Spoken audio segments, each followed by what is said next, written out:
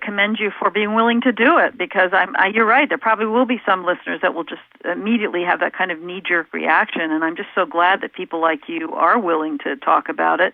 And I think any of those people who looked at this book with a foreword by John Podesta, and 5 generals who have contributed to it, and a former governor, will really, I think they'll think twice about having that kind of reaction. So that's why I'm so thrilled that, you're doing this, because I think we can cross a bridge and hopefully reach those kinds of people. To me, it's all very exciting. And to me, being a receptive person, somebody who's receptive to open inquiry, exploration and discovery is very exciting. So I can't help myself.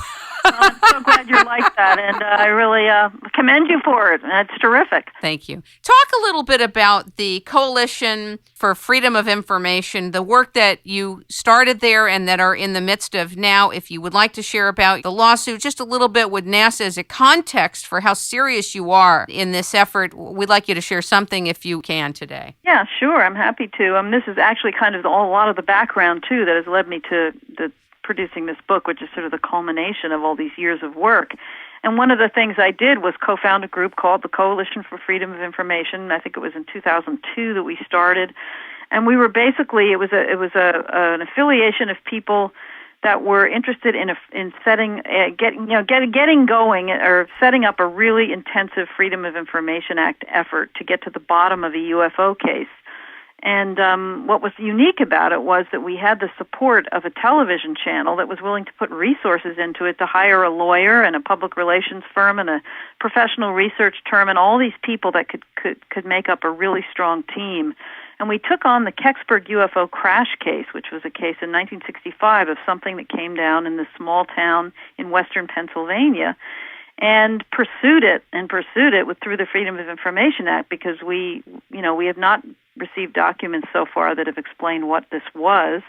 We ended up filing a lawsuit against NASA in federal court, and again, it's a long story. We could do hours of discussion just on this one topic. Right. But and I hope later at some point you'll come back and talk about it in detail, but whatever you'd like to share regarding this, I think will be important. Sure, and just to sort of give people the overview that we did file a lawsuit because NASA was withholding lots of documents that we knew they actually had in their possession. And it took 4 years in federal court. We had a very supportive judge. We finally made a settlement with NASA in our favor. In fact, NASA had to pay the legal costs for us, so that certainly shows you whose favor it was. And they were required by the courts to release hundreds and hundreds of documents. And even unfortunately, none of them explained to us what the Kecksburg object was. But nonetheless, we felt very happy in the fact that we actually, as citizens, actually won this case. I mean, we have to use the word settled the case. But I think it was the first time, my attorney said it was the first time that a citizen without the assistance of Congress has actually been able to have this kind of success with the Freedom of Information Act case, and especially since it was a case regarding a UFO case. So the fact that this was able to go through the court system and have the result it did was very, very important, even though the actual documents we got were not what we were looking for, but we did learn a lot through those documents about how NASA was operating and how the whole space program was operating in the 1960s. So it was a lesson in history in terms of what we received. But so the whole thing was, a very, very time-consuming and I think productive endeavor, and that's where John Podesta first came out as a supporter of the work that I was doing. Was back in the early part of in 2002, 2003, because he believed so strongly in the people's right to information and an open government. So he came on board supporting this initiative, and as a result has actually written the foreword to the book, which has really been an important development. So that gives you an overview of that effort. Do you think that NASA has changed that much since the 60s? I mean, don't you think they're still very, I should say, not open source, not transparent about the kind of work they're doing? And that's still one of the challenges in the whole relationship with NASA and the space program.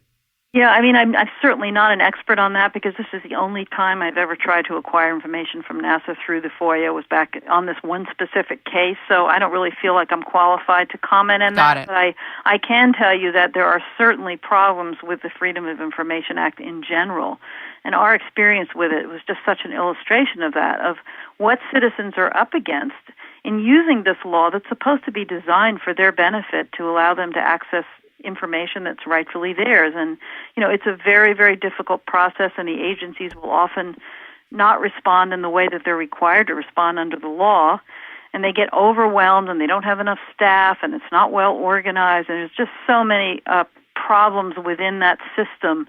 So we certainly did learn that we do need reform within many agencies within their Freedom of Information Act offices, and it's just very difficult for people to have success with it. And I'm sure it's true at NASA. I'm sure it's true in other agencies also. Sure, and I would imagine that once you have the National Security Agency and you create a law like the Freedom of Information Act, it's an instrument that supposedly allows you to deal with what really is a national security agency domain. They consider it their domain. So I guess the National Security Agency will deal with it how they see fit in responding to things. And I wondered, are you optimistic at this point? I can't really say. I've so much shifted my attention now. We resolved this lawsuit in 2007, and then there was about a year afterwards in which I was receiving all these documents and processing them. And then I wrote up a final report in 2008 about the whole case and what we learned and what we got. And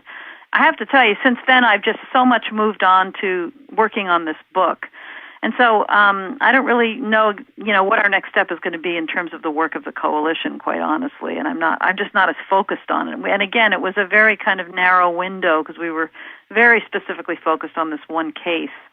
Got it. So I've just sort of shifted my focus at this point to, something really using the book as a tool to get the word out and also to try to affect change within the government. And that's sort of going to be the focus. And remember, much of the coalition membership is also involved with this process as well. So that's sort of what our focus is now. Do you remember when Dennis Kucinich spoke about his experience of seeing a UFO and a lot of people kind of laughed at him? Yes, very well. That was during the presidential debates. And I feel bad that he had the integrity enough to come forward and answer the question honestly, and then he got ridiculed tremendously for it. It really bothered me. Me too. It bothered me too. I felt so much pain for him, and yet I also felt, the courage that he has to be open about it, and that they were sort of baiting him. Why did they even ask him the question in the first place?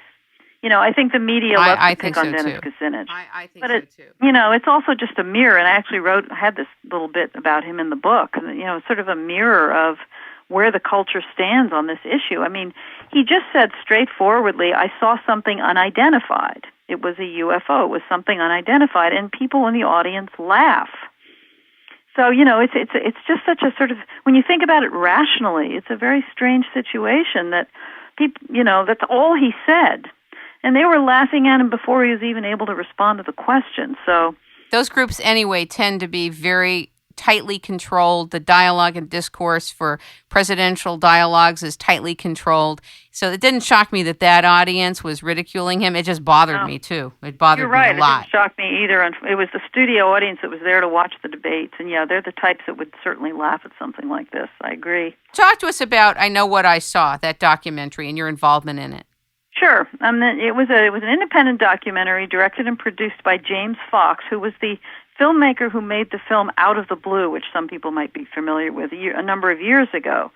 And he basically, this is his second UFO documentary, and it was structured around a press conference that James Fox and I organized together back in November of 2007. And this was held in Washington, D.C., and there were about 14 panelists that we brought from around the world, experts, again, officials, generals, high-level people to talk about UFO investigations. And some of them were actually the people that ended up writing pieces for my book in much greater detail, because this was just a press conference where they only talked for a few minutes. But it was, got a lot of coverage, and it was sort of a way for these men to also come together and meet each other. Again, people from all corners of the globe that are high-level involvement with this subject matter. So James made a film based on that press conference and kind of going off into various cases that the people presented there, called I Know What I Saw. My involvement was basically, my biggest involvement was co-organizing the press conference with James. I wasn't really part of the film process. I was part of the the organizing process for the press conference. And then I was a producer on the film, and that I assisted him in various production tasks that need to have happen to put a film together and to set up interviews and all that kind of